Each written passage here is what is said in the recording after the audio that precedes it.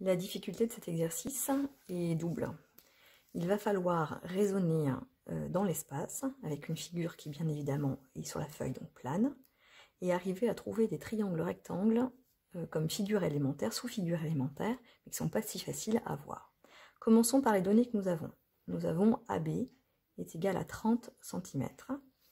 Et nous avons donc 30 cm, comme on a une base carrée, nous allons retrouver 30 cm pour BC, 30 cm pour CD et 30 cm pour DA. Puis la deuxième donnée, c'est cette arête-là, qui est à 55 cm, que nous allons retrouver ici, ici, et encore sur SD, ici. La question qu'on nous pose, c'est de trouver la hauteur. Enfin, si on avait la hauteur de la pyramide, on pourrait conclure pour savoir si elle rentre dans la vitrine ou pas. Donc, il faut modéliser le problème et trouver la longueur SD. Alors, pour vous apporter une aide supplémentaire, je vais utiliser un solide pour l'explication. Je vais utiliser une pyramide pour pouvoir un petit peu mieux vous permettre de vous représenter la situation. Et je vais glisser ici un triangle qui est un triangle rectangle. Voilà. Ici, à présent, je vous remontre la figure.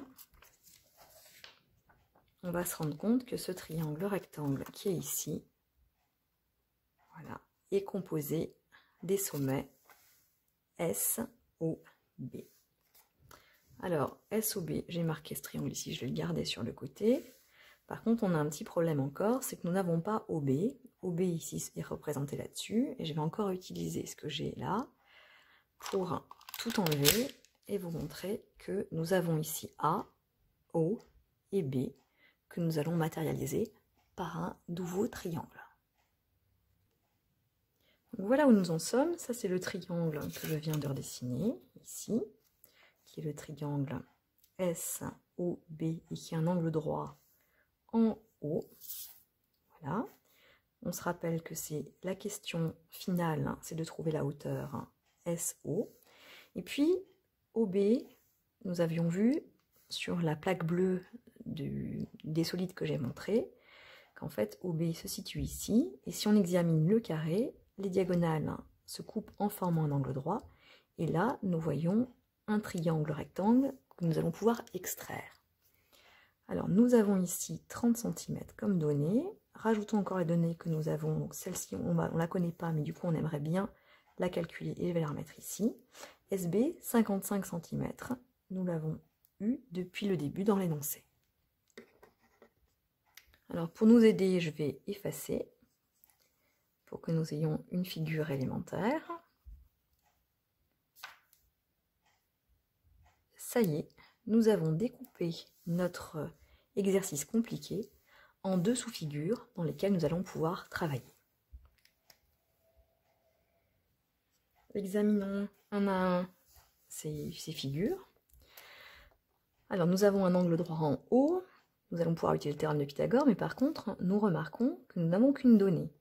Alors, il y a une chose qui est importante, c'est que les diagonales du carré se coupent en leur milieu, et du coup, nous avons une égalité des longueurs. Alors, on a l'impression que ça ne nous aide pas trop, mais en mathématiques, des fois, il faut commencer à faire les choses. Alors, commençons à dessiner ces deux carrés qui sont exactement pareils, puisque les côtés sont identiques. Et ici, nous avons le grand carré. Le théorème de Pythagore nous dit que la somme des deux carrés est égale, la somme des aires des deux carrés est égale à l'aire du grand carré. Ici, nous allons pouvoir calculer 30 cm x 30 cm, 900 cm². Et en écrivant, on va commencer maintenant à avoir une idée. Puisque les deux carrés sont identiques, il faut les partager en deux. Et c'est comme ça que nous aurons 450 cm² de chaque côté. Maintenant que nous avons l'aire, il ne nous restera plus qu'à utiliser la racine. Ça, c'est si nous voulons la longueur, et c'est ce qui nous intéresse ici.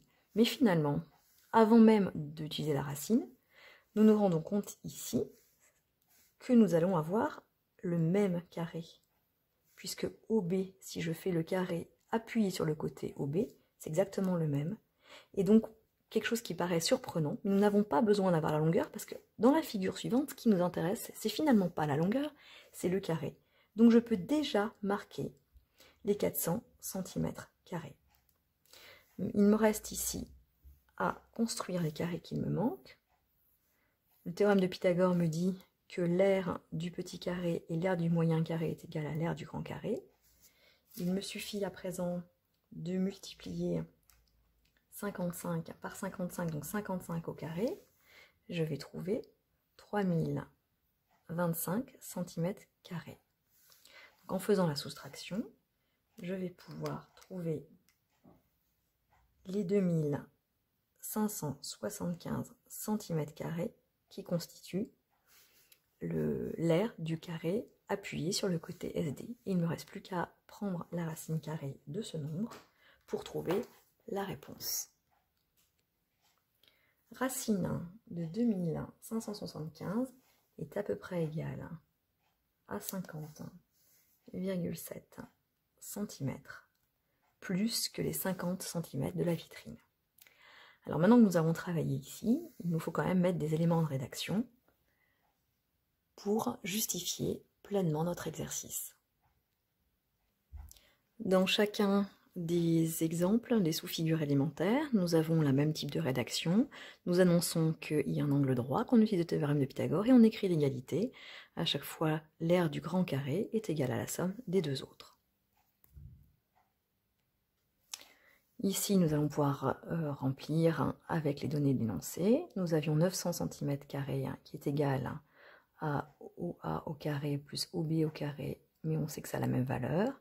Du coup, OB au carré est égal à la moitié, donc 900 divisé par 2, OB au carré est égal à 450 cm², et on va s'arrêter là, puisque c'est cette donnée qui nous intéresse pour la suite. Donc nous n'avons pas à calculer la longueur OB.